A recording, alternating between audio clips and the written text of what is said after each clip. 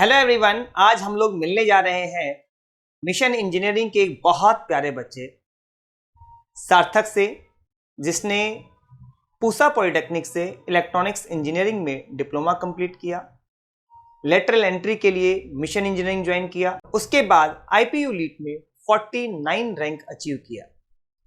Hello सार्थक, कैसे हो? सर मैं बहुत अच्छा हूँ, आप बताइए। मैं भी बहुत अच्छा हूँ।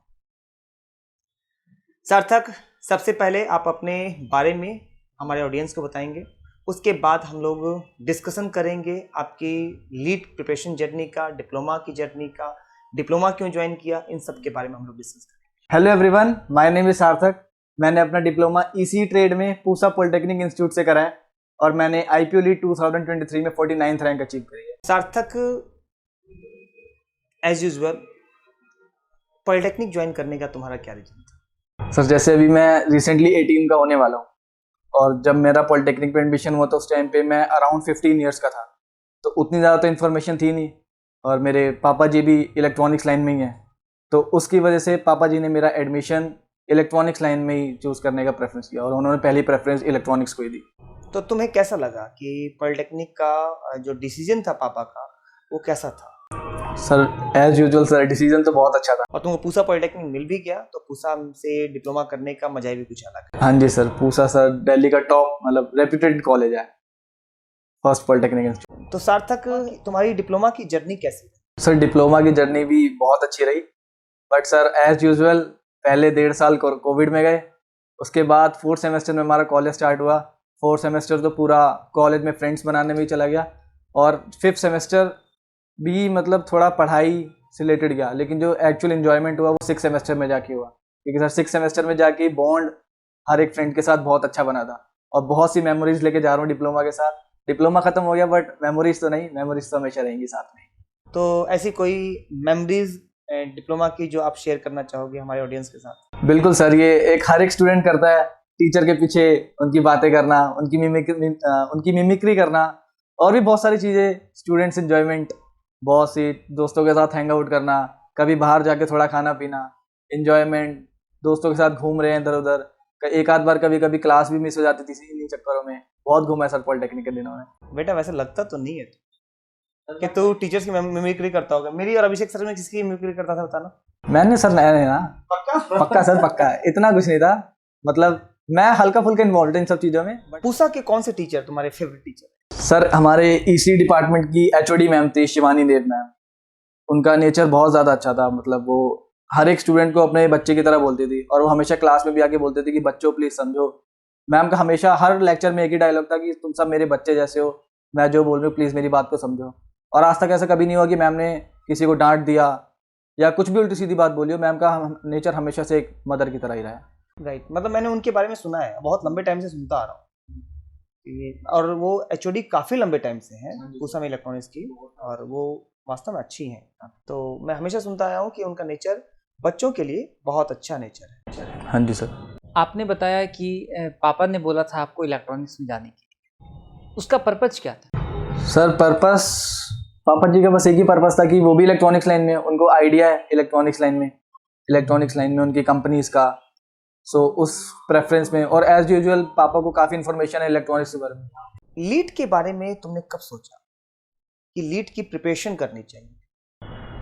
सर कॉलेज में 5th सेमेस्टर के टाइम पे जब प्लेसमेंट्स के लिए कंपनीज आ रही थी और मैंने एक दो कंपनीज में मैंने अपना रिज्यूमे डाला था, बट रिज्यूमे उनका फॉर्म फिल करते ही मैं अपनी जैसी एज डालता था उसके अंदर तो साफ साफ लिखा हुआ आ जाता था कि due to your birth factor we can not shortlist your name.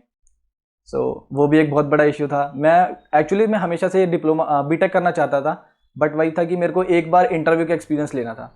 मेरे एल्डर्स ने और मेरे काफ़ी मेंटर्स ने मेरे को यही सजेस्ट किया था कि एक बार किसी एक इंटरव्यू में बैठ के एक इंटरव्यू का एक्सपीरियंस कर लो, क्योंकि उससे काफ़ी अच्छी हेल्प मिल सकती है आगे फ्यूचर में। तो बस मेरी एक वही सिंपल सी अप्रोच थी, बट नहीं हो पाया एज कम की वजह से। मेरा नाम किसी भी कंपनी में शॉर्टलिस्ट नहीं हुआ, किसी भी, क्या मैंने अप्लाई 3-4 कंपनीज में करा था, उनमें नहीं हुआ, तो फिर मैंने और बाकी किसी कंपनी में करा भी नहीं। और उसके बाद सर फिर बीटेक के लिए तो सर हमेशा से यही था, क्योंकि डिप्लोमा फिनिश होते होते मेरी एज सिर्फ और सिर्फ 18 ईयर्स है। अभी मेरा डिप्लोमा खत्म हो गया और मैं भी थोड़े दिनों में 18 ईयर्स का होने वाला हूँ। तो मैंने भी यही सोचा कि अभी मेरे पास टाइम है अच्छा खासा, 3 साल का बीटेक होगा तो मैं 21 साल तक अपना बीटेक खत्म कर लूँगा। और 21 साल के बाद अगर मैं अपना फ्यूचर स्टार्ट करता हूँ तो फिर भी काफ़ी अर्ली एज में मैं अपना फ्यूचर स्टार्ट कर रहा हूँ। लीड की कोचिंग के लिए तुमने कब सोचा? हाँ जी सर, ये सर है जैसे सर मैंने सोचा कि मेरे को अब बीटेक के लिए प्रिपरेशन करनी है, तो उसके बाद फिर मैंने काफ़ी ऑनलाइन रिसोर्सेज को डिस्कवर किया। सबसे पहले मैंने यूट्यूब पे सर्च किया, उसमें सर थोड़े बहुत यूट्यूब चैनल्स मिले, बट उसमें एक स्ट्रक्चर्ड वे में पूरा का पूरा कोर्स नहीं था और पूरा सिलेबस भी उस पर अवेलेबल नहीं था। और वो भी था कि कोचिंग लेने का सर सबसे मेन रीज़न यही था कि मेरे को एक चीज़ स्ट्रक्चर्ड वे में चाहिए थी पूरी की पूरी, कि कोई हो गाइड करने के लिए, कोई तो टीचर हो गाइड करने के लिए जो मेरे को बताए कि आपको पहले ये पोर्शन करना है, फिर ये पोर्शन, फिर ये पोर्शन, और एंड में जहाँ पे पूरी टेस्ट सीरीज, सिलेबस, रिविजन सब हो। और सर कोचिंग से ये भी है कि आप कोचिंग में आओगे आपको बहुत सारे बच्चे मिलेंगे जिसमें आपको कंपटीशन बढ़ेगा। घर पे आप अकेले हो, अगर आप ऑनलाइन क्लास भी ले रहे हो तो आप सिर्फ और सिर्फ अकेले हो, आपका इंटरेस्ट धीरे धीरे कम हो भी सकता है। कभी होगा कि आपको अगर सैटरडे को क्लास लेने का मन कर रहा है तो हो भी सकता है कि संडे को आप क्लास ना लेने का आपका मन करे या आपको कहीं जाना पड़े। लेकिन कोचिंग के टाइम पे ये होता है कि अगर आप क्लास में प्रेजेंट हो तो जो भी आपको टीचर पढ़ा रहा है वो आपको फोर्स करेगा पढ़ने के लिए, और अगर आप क्लास में प्रेजेंट हो तो आपको पढ़ना ही पढ़ना है। कोई भी क्वेश्चन अगर बोर्ड पे कराया जा रहा है, अगर टीचर ने बोला है कि इसका आंसर आपको एज फास्ट एज पॉसिबल देना है, तो हर एक बच्चे की यही अप्रोच रहती है कि सबसे पहले मैं आंसर दूँ। तो उस वे में भी सर थोड़ा बहुत कॉम्पिटिशन रहता है, और कॉम्पिटिशन रहता है तो फिर बच्चे की स्पीड भी इंक्रीज होती है और साथ साथ फिर इम्प्रूवमेंट तो होती है। तो तुमको खुद को कितना फ़ायदा लगा लीड की कोचिंग ज्वाइन करके? मेरे को सर बहुत फ़ायदा लगा सर। मेरे को नहीं लगता कि अगर मैं लीड के लिए कोचिंग नहीं लेता तो जो भी मेरी 49th रैंक आई है वो मेरी आ पाती। मेरे को लगता है मैं कहीं 400 500 या 500 प्लस भी शायद जा सकता था, क्योंकि कहीं भी इतना सब सिलेबस नहीं है। और लीड का सिलेबस भी सर बहुत वास्ट सिलेबस है, बहुत बड़ा सिलेबस है, और एक इंडिविजुअल के लिए अगर उसको स्ट्रक्चर्ड वे में पूरा का पूरा सिलेबस नहीं दिया जा रहा है सर, उसके लिए तो डेफिनेटली ये ऑलमोस्ट इम्पॉसिबल ही बन जाता है पूरा सिलेबस कवर करना। मिशन इंजीनियरिंग को तुमने कब ज्वाइन किया था? सर मैंने ज्वाइन किया था सितंबर में। तुमने इतना लेट ज्वाइन क्यों किया, या तुमने इतना जल्दी ज्वाइन क्यों किया? तुमको कैसा लगता है कि तुमने लेट ज्वाइन किया या जल्दी ज्वाइन किया? सर मेरे को तो यही है कि मैंने थोड़ा सा अर्ली, मतलब मैं बहुत ज़्यादा जल्दी भी नहीं और बहुत ज़्यादा लेट भी नहीं किया, मैं एक एवरेज में बीच में आया था, क्योंकि बैच स्टार्ट हुआ था जून में और मैं आया था सितंबर में। सार्थक, यदि मैं बात करूं टेस्ट सीरीज के टाइम की, तो उस टाइम हर एक बच्चा टेस्ट सीरीज के पीछे लगा हुआ था, क्योंकि उसको सारे सब्जेक्ट कवर अप करने पड़ रहे थे, और बच्चा कहीं ना कहीं थोड़ा सा परेशान था, और उसकी वजह से वो थोड़ा सा डिमोटिवेट हो रहा था। क्या कभी तुम हुए? सर सबसे पहले तो सबसे मेन रीज़न यही रहता है कि pressure, exam pressure, society pressure. Sir अगर आपकी सोसाइटी में लोगों को पता है कि आप इस एग्ज़ाम की प्रिपरेशन कर रहे हो, तो हर एक इंडिविजुअल आपसे यही एक्सपेक्ट करता है कि इस एग्ज़ाम को आप फोड़ोगे, एग्ज़ाम में कुछ ना कुछ आप अच्छा अचीव करोगे। और यदि कोई इंडिविजुअल फेल हो जाते है उसको अचीव करने में, तो डेफिनेटली उसको बहुत से रिजेक्शंस को फेस करना पड़ता है। रिजेक्शंस ही नहीं, उसको बहुत प्रेशर फेस करना पड़ता है, बहुत सी डिफिकल्टीज आती हैं। सो एक ये प्रेशर हमेशा दिमाग में रहता था। फिर आपने उस डिमोटिवेशन को टैकल कैसे किया? Sir self confidence. सर ऐसे बहुत से कोट्स, बहुत सी पोएम्स, बहुत सारी चीज़ें सेल्फ कॉन्फिडेंस के ऊपर बनाई गई हैं, बट मेरा मानना ये है कि जब तक एक इंडिविजुअल अपने आप में ये कॉन्फिडेंस नहीं रखेगा कि वो एक्चुअली में कुछ अचीव कर सकता है, तो फिर तो कोई भी कोट, कोई भी पोएम कुछ भी काम नहीं करेगा। सिर्फ और सिर्फ अपने बारे में सोचो, अपनी कैपेबिलिटीज़ पे ध्यान दो। अगर आपको लगता है कि आप 100 में से 50 क्वेश्चंस भी कर रहे हो और 50 क्वेश्चन अगर 200 नंबर बन रहे हैं और 200 नंबर के अंदर आपकी टॉप 30, टॉप 40 रैंक भी आ रही है, तो दैट्स फैंटास्टिक। सबसे पहले तो सर लास्ट ईयर के मार्क्स और लास्ट ईयर के जो भी सीनियर्स हैं जो पास आउट है, जिनकी अच्छी रैंक आई है, उनके पॉडकास्ट, ना तो पॉडकास्ट ही नहीं, उनके इंटरव्यूज़ देख सकते हो, उनके एक्सपीरियंस के बारे में भी जान सकते हो। सार्थक जी सर। तुम में हमेशा मैंने देखा है self confidence, thank you sir. और तुम्हारे फेस को देख करके ना लगता भी था कि यू कैन अचीव, और इस बात को पूरी क्लास मानते भी थे कि हाँ तुम कुछ अच्छा करने वाले हो। लेकिन एक बहुत पॉजिटिव बात, मैं मुंह पर तारीफ कर रहा हूँ, मुझे नहीं करना चाहिए, कि कभी भी ना तुम्हारे अंदर ना ईगो नहीं लगा मुझे, कि इसीलिए मैं स्टार्टिंग में बोला बहुत प्यारा बच्चा, कि मतलब मुझे इतना आता है ना, तो मुझे मेरे अंदर ईगो है। हर टीचर की रिस्पेक्ट करना, हर बच्चे के साथ प्रेम प्यार से बोलना, और मस्ती भी क्लास में वैसे ही करना जैसे बच्चे मस्ती करते हैं जी। तो ये चीज़ें ना तुम्हारी मुझे बहुत अच्छी लगती थी, और अक्सर मैं अभिषेक सर से और बाकी फैकल्टी से बोलता था कि इस बच्चे को कुछ अच्छा होना चाहिए, ये बच्चा बहुत अच्छा कर सकता है, बहुत अच्छा करेगा। तो रियली तुम काबिले तारीफ तो हो ही, इसमें कोई डाउट नहीं। Thank you sir, means a lot. तो एक चीज पूछना चाहता हूं मैं कि जब तुम टेस्ट करते थे तो 100 क्वेश्चन का टेस्ट होता था, तो टेस्ट के क्वेश्चंस जो नहीं आते थे उनके लिए तुम क्या करते थे? सर जैसा कि आपने हमेशा क्लास में भी बोला है कि जो भी क्वेश्चंस आपसे टेस्ट में नहीं अटेम्प्ट हो पा रहे हैं उनको एक बार जरूर एनालाइज करो। एनालाइज करने से ये होता था कि अगर आप एक क्वेश्चन कर रहे हो तो उस क्वेश्चन को सॉल्व करने के आपके पास 4 सॉल्यूशंस आ जाते हैं, और जब आपको एक ही क्वेश्चन को सॉल्व करने के 4 सॉल्यूशंस पता लग जाते हैं तो वो सॉल्यूशंस कहीं ना कहीं दूसरे क्वेश्चंस को सॉल्व करने में भी काफ़ी हेल्प करते हैं। और सर यही एक मेरी अप्रोच मेरे को सबसे ज़्यादा अच्छी लगती है, जिस अप्रोच ने मेरे को एग्ज़ाम में काफ़ी हेल्प करा 49th रैंक अचीव करने में। और that is the best way. एक चीज और सार्थक, जी सर। कि जो इस बार एग्जाम हुआ, कौन सा एग्जाम, लीड का एग्जाम नहीं बोल रहा हूँ, पॉलिटेक्निक के फाइनल ईयर का एग्जाम, वो तुम्हारे लीड के एग्जाम से जस्ट कुछ दिन पहले ही खत्म हुआ। यस सर, एक वीक पहले खत्म हुआ था। 11 तारीख को एग्जाम था, तुम्हारा 4th को खत्म हुआ था, एग्जैक्ट एक वीक पहले खत्म हुआ था।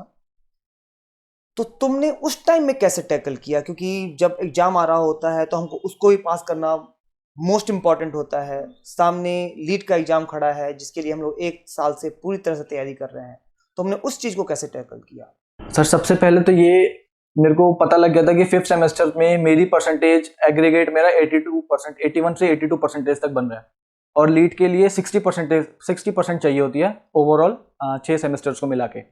तो मैंने ये देखा कि अगर मेरी 6 सेमेस्टर में थोड़ी सी परसेंटेज अगर कम भी हो जाती है तो मेरी मोर देन 60% होगी, और मेरे को आईपीयू लीड में एडमिशन के टाइम पे कोई भी प्रॉब्लम नहीं आने वाली है। और sir as every engineering student preparation ज़्यादातर एक रात पहले या एक दिन पहले ही होती है एग्जाम से, और एग्जाम के बीच में अगर 2 दिन की छुट्टी है तो एक दिन मैं लीड का पढ़ता था, और उसके अगले दिन जो कि एग्जाम से just a day before the exam मैं उस दिन अपने एग्जाम का पढ़ता था जो कि उसका था मेरे 6 सेमेस्टर का।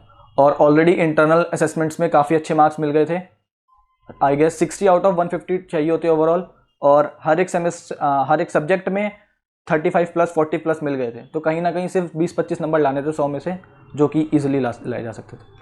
तो उतना ज़्यादा कुछ मतलब मैंने लोड या फिर उतना ज़्यादा टेंशन नहीं लिया था 6 सेमेस्टर की एग्जाम्स में। सार्थक, 49 रैंक लेने के बाद इस टाइम तुम्हारा प्रेजेंटली फोकस ECE के ऊपर है या फिर CSIT के ऊपर है?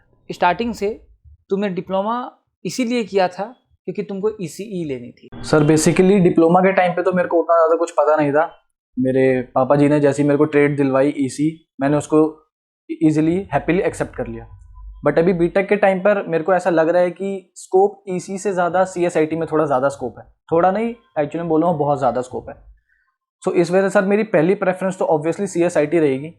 इन केस अगर मेरे को CSIT नहीं मिल रहा है तो फिर sir second preference will be EC for sure, but first preference is always CSIT। सार्थक, लीड के अंदर मिशन इंजीनियरिंग में जितने भी फैकल्टी पढ़ाते हैं, ठीक है, हर कोई अपना पूरा जान लगाता है पढ़ाने के लिए। Yes sir.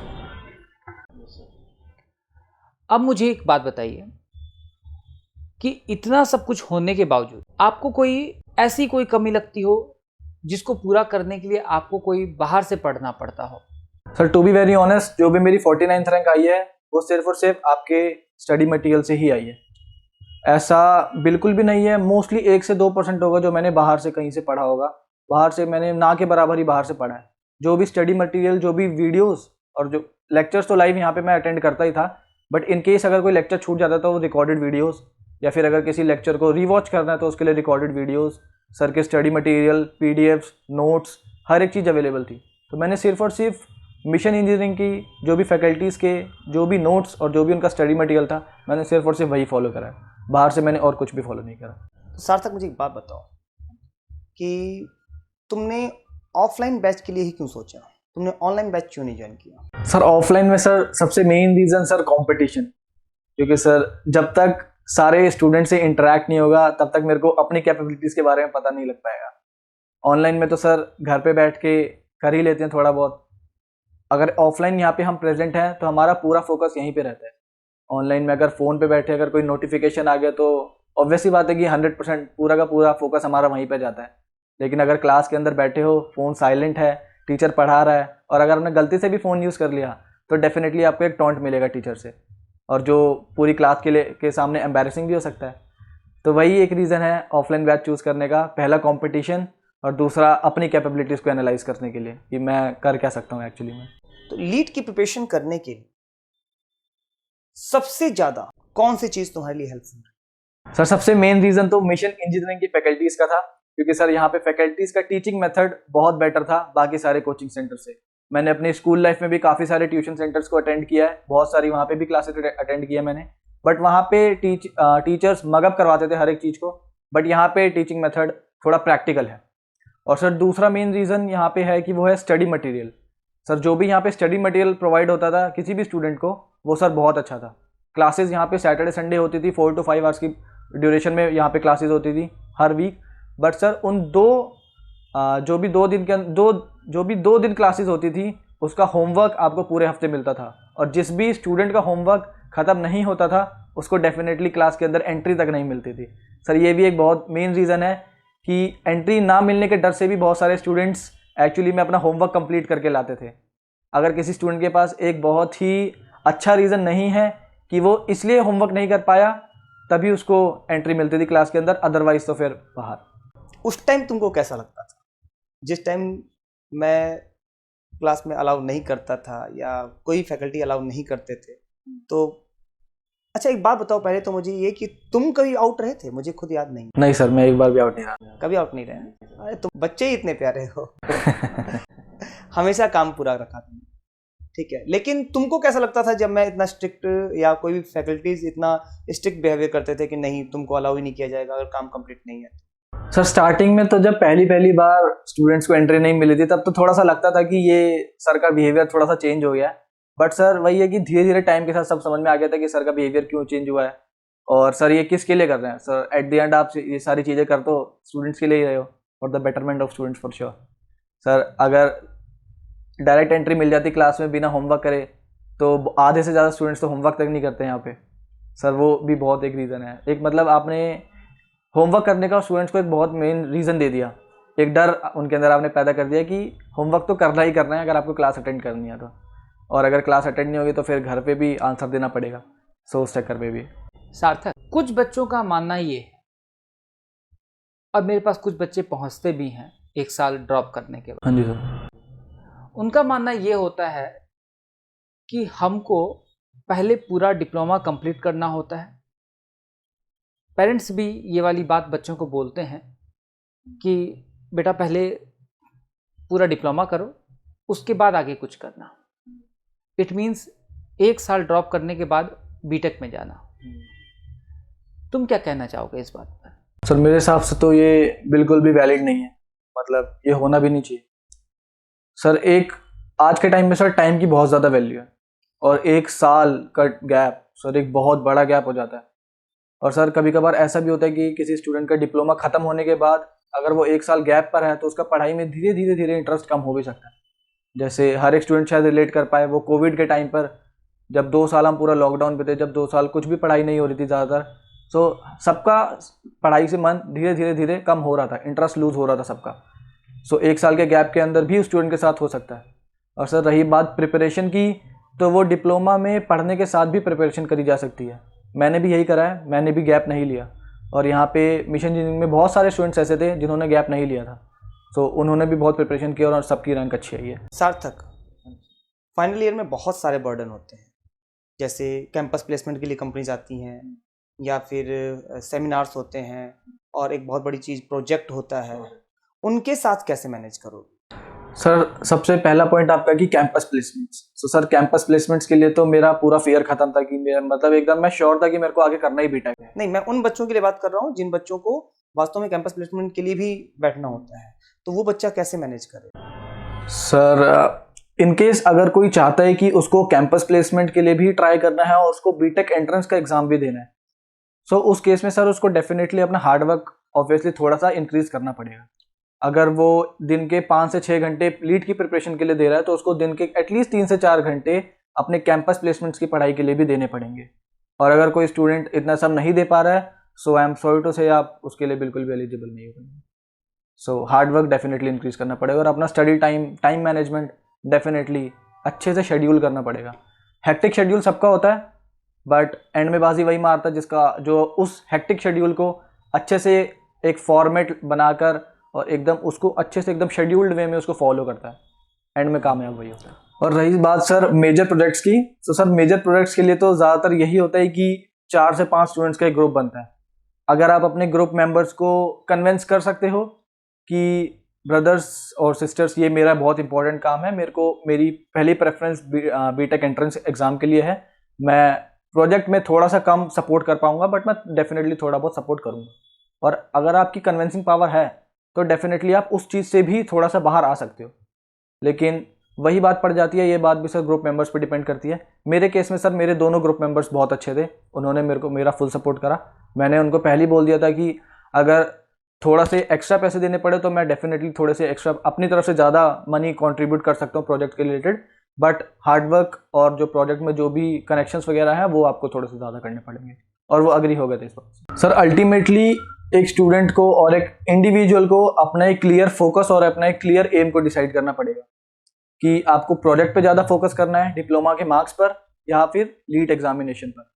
और सर एट द एंड हमारा करियर हमारा लीट एग्जामिनेशन डिसाइड करेगा, ना कि प्रोजेक्ट्स और diploma marks. Diploma marks for sure matter करते हैं बट उतना ज़्यादा नहीं जितना लीट प्रिपरेशन और लीट का एग्जामिनेशन आपके लिए मैटर करता है।